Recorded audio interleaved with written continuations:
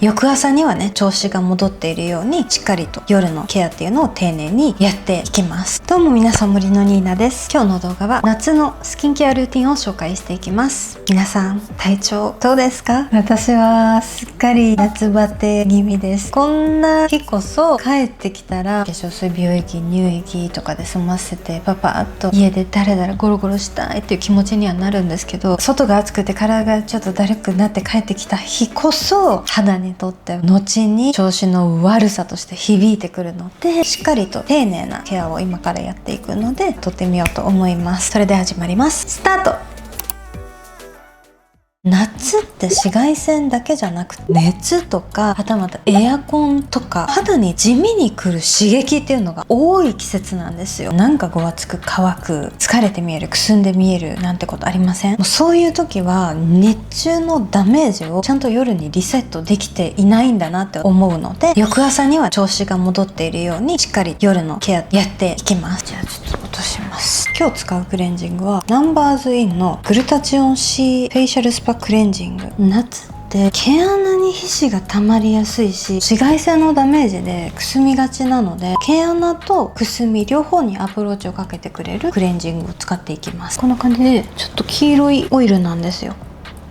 ハーブ系のナチュラルな香りがします。一番皮脂が多い箇所から落としていきます。めっちゃゆっくりこうやってやるんですけど、理由としてはその指先で角栓を溶かすようなイメージね。でもね、実際丁寧にやることが角栓が柔らかくなりやすくて、丁寧にやらない時よりスルッと汚れが落ちてくれてる感じがします。これ成分がすごくて、グルタチオンでくすみケアだ、ビタミン C 誘導体でトーンアップ、ナイアシンアミドも入ってるのでごわつきだったりその滑らかさも貢献してくれます。次は30過ぎてから丁寧にやるようになったのがこの鼻横の頬。ここがね、やっぱり丁寧なクレンジングを怠ってるとどんどん開いてきてしまうんですよ。なんでかっていうと、肌ってたるんでくるから、だからこそ皮脂がね、若い頃よりも溜まりやすくなってるんですよ。開いた毛穴がそのままにならないためになるべく丁寧に。あとはね、おでこ、意外にもね、おでこの毛穴も開いてくるんだっていうことが分かって、最近はね、おでこめちゃくちゃ丁寧に落としてます。じゃあち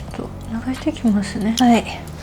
流してきました。ヘアバンドつけるの忘れて髪がびっちょびちょでこのさ、クレンジング何がいいって、スクラブしたみたいにめっちゃツルツルになるの。ほら見て、すごくない？このツルツル具合。シミができやすい時期なので、摩擦だったり刺激をとにかく排除したいんですね。お肌に優しいのにこんだけツルピカになるぐらいしっかりと汚れが落ちるってところがいいところでは、肌のケアが入りやすい状態を作ってきます。ソウルマイクロダーマブースター仕込みのひと手間。これね、実はスピキュールっていう針がこれには入ってるんですけど、今まで私紫外線多い日、針があるものをなるべく使わないようにしてたんですよ。そのシミができちゃうのが気になるから。だけどこれに関しては針が入ってるって知らなかったら、針が入ってるって気づかないレベルでそこまでチクチクしないので、この後のねスキンケアを最大限に入れていきたいので、これを使ってます。こんな感じでね、ちょっと黄色いんですよね。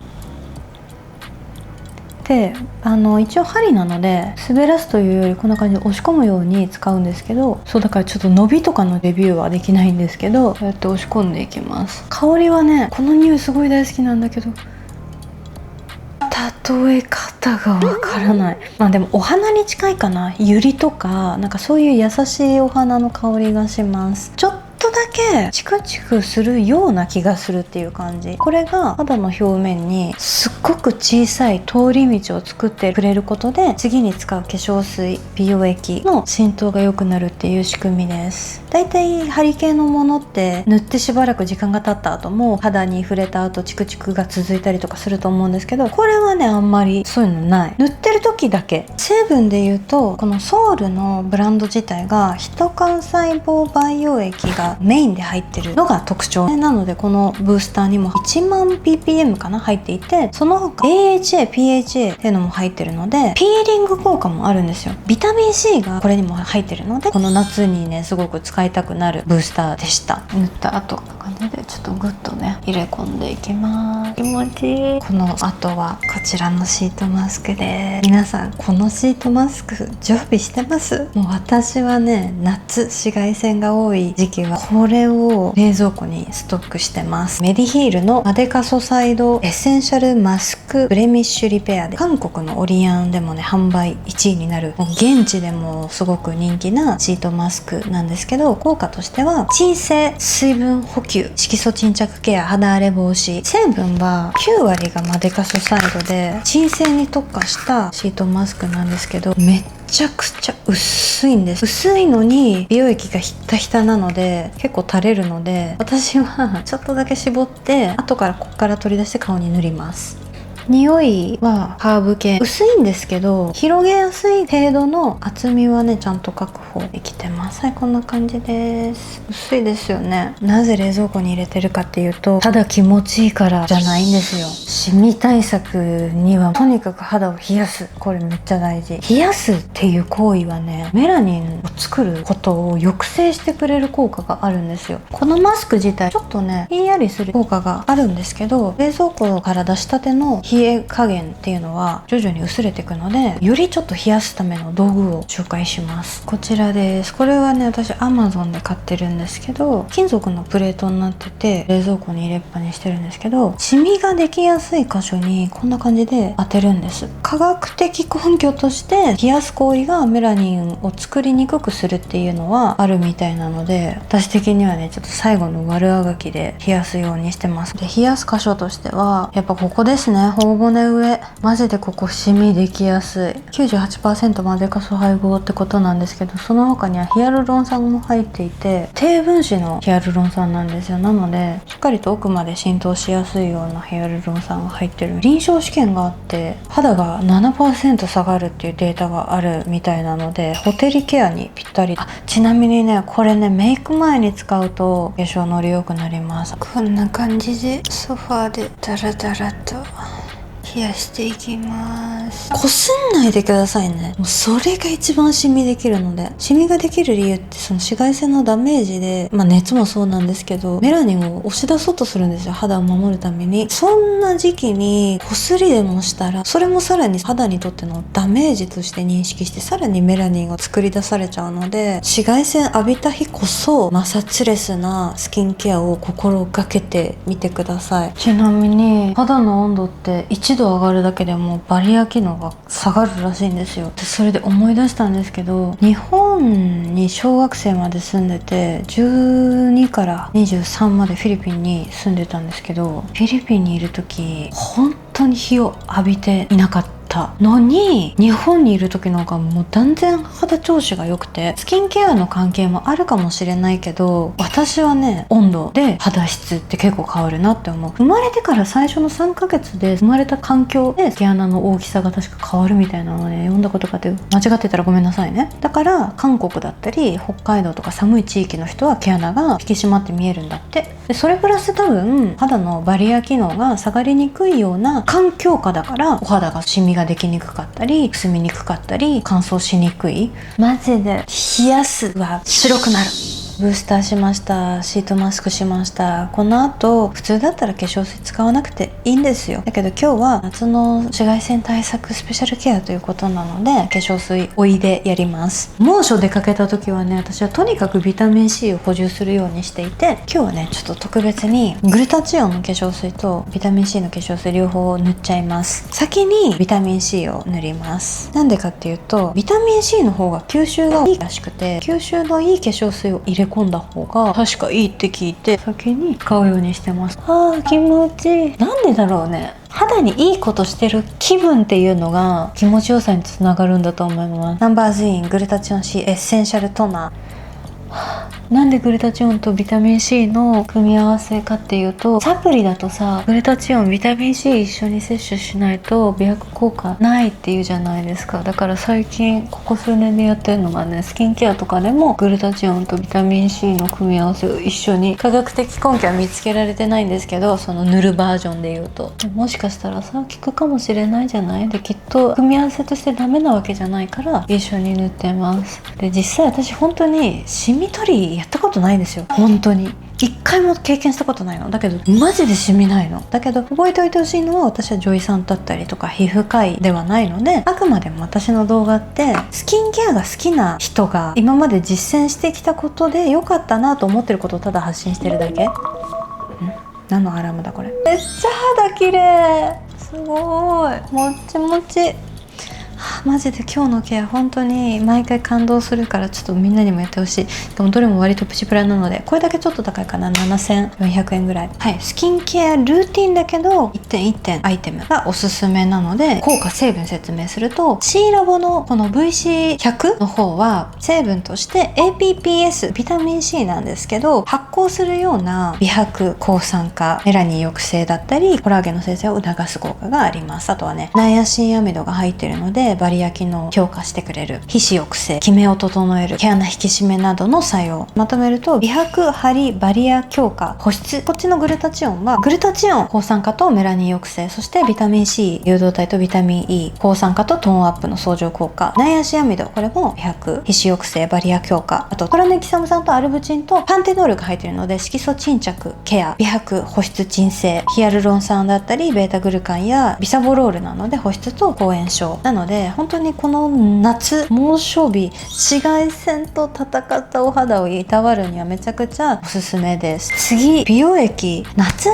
て日焼けシミだけじゃなく、疲れによる肌のしぼみ、弾力不足や毛穴の開きとか赤みとか、いろんな悩みがあると思うんですね。だからその日に自分が気になる肌悩みに合わせて使うでいいと思います。なのでちょっと数種類紹介しますね。まずやっぱりナイアシンアミドかな。コスアレックスのナイアシンアミド、毛穴赤み皮脂バリア機能を整えたい日、ナイアシンアミドが 15% も入っていて、弱ってる肌の土台を整える、土台整えるとかよりもしっかりとシミ対策したいっていう場合時は、私はこのクリニークのイーブンベタイルミネーティングブライトセラムで色素沈着だったりくすみを根本ケアしたい時に使ってます。長期的に使うとじわじわと肌が明るくなる印象があります。レチノールも夜はね、こういう時期にも取り入れた方がいいんですけど、お肌が弱まっていてレチノール使いづらい日もあったり私はしてたので、そういう時におすすめなのがベジチノールっていう植物性のレチノールに近いものだから、植物界のレチノールみたいな。でこれがメイクプレムタイトニングセラムです。バクチオールっていうものがこれには入ってるんですけど、毛穴の引き締めやハリケアに特化したアイテム。肌がしぼんでるな、なんかドヨンとしてるな、張りがないなっていう時は、もうやっぱ肌が疲れやすいんでね、そういう時に私はこのソウルの CL セラムディアラゲンアンプルっていうんですけど、コラーゲンで保湿だったり弾力を与えるアイテムで、中からパンと支えるもっちり感を与えるような美容液です。で今日はとことん夏仕様でやっていきたいので、今日はねクリニークを使っていきます。テクスチャーはこんな感じ、もったりした質感になりますね。美容液ってもうちょっと緩いと思うんですけど、バームとジェルを混ぜたような蓋する感じの質感なんですよ。クリニーク独自の CL302 っていうブライトニング複合体っていう成分があるらしくて、それとビタミン C 誘導体、ナイアシンアミド、サリチル酸、グルコサミンとかが入ってます。メラニンの生成を抑えながら古い角質も穏やかにとってくれるらしいんですよ。臨床データとして28日間使うと色ムラが39% 減少したデータもあるみたいです。サリチル酸とグルコサミンが角質をケアしてくれるらしいです。シミができやすいところはね、滑らせない、強く叩かない。そうすると分厚くついちゃうんですよ。もう分厚くついちゃってもうもったいないと思わずそこに留めちゃう。おでこ私結構多めに塗るようにしてます。おでこマジで一番老けやすいんじゃないかっていう説あるんでね、やっぱ表情がよく動くからさ、こすってなくても勝手に肌のダメージ多いんだろうね、おでこは。では最後は乳液、エリクシールブライトニングエマルジョンの私はしっとりタイプを使ってます。なんで乳液を最後にするかっていうと、保湿が十分だからです。重すぎても快適じゃないし、クリームまでいかなくていいかなっていう。この時期油分よりも水分が大事だなと思うので、一応乳液は油分が程よく入ってるので蒸発しづらいアイテムなので、仕上げアイテムとしては十分だと思います。でも保湿の補給足りないなっていう箇所に別にクリーム塗ったりとかしてもいいと思います。テクスチャーはこんな感じで結構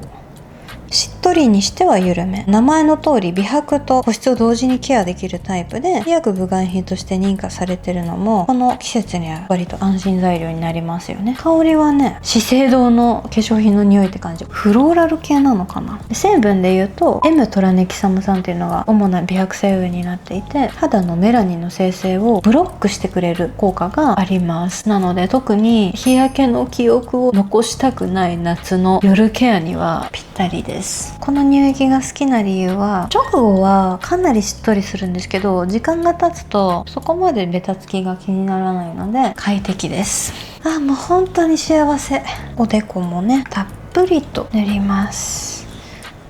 これで仕上がりです。アイクリームは寝る前に塗ってます。私が最近使ってるのはナンバーズインの9番の夏のケアとは関係ないですね。なのでちょっと紹介されてもって感じかもしれないんですけど、寝る前にこのアイクリームを塗ってます。で、なんで今塗んないかっていうと、まだお肌の上にこんな感じで残ってるのに重ね重ねしてもあんま意味ない気がするので、寝る前に落ち着いた頃に塗った方が意味がある気がしていて、寝る前に塗ってます。これ意味あるかわかんないんだけど、スキンケアを終わった後でもちょっとね、冷やしたりとかします。こうやってひどい紫外線を食らってしまった日は。気持ちいい。最後にリアルなお話すると、顔周りだけはベタベタしてるのがすごい嫌なので、私はスキンケアパウダーを塗っちゃってます。お肌のことだけ考えると保湿はとどめておいた方がいいと思うんですよ。だけど快適さも重視したいというか、このパウダーがあるからこそ私は夏でも勇気を持ってこんなベタベタ仕上がりをできてると思ってるんですけど、厚めに取っちゃって、この顔周りに、なんならこの髪の毛くらいにパウダーを塗るんですよ。そうするとベタベタ仕上がりでも快適に過ごせる。はい、いかがだったでしょうか。今日は私の夏のスキンケアルーティーンでした。もう完璧ですね。シミ対策バッチリ。よかったら皆さんも今日紹介したアイテムだったり、やり方の中で試してみたいなと思ってもらえるものをね、提供できていたら嬉しいです。この動画がちょっとでも楽しかったな、参考になったなと思っていただけたら、よかったらチャンネル登録、高評価ボタンを押していただけると今後の動画投稿の励みになります。それではまた次回の動画でお会いしましょう。またね。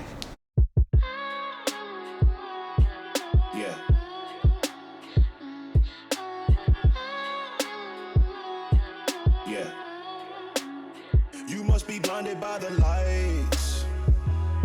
We came to shine here.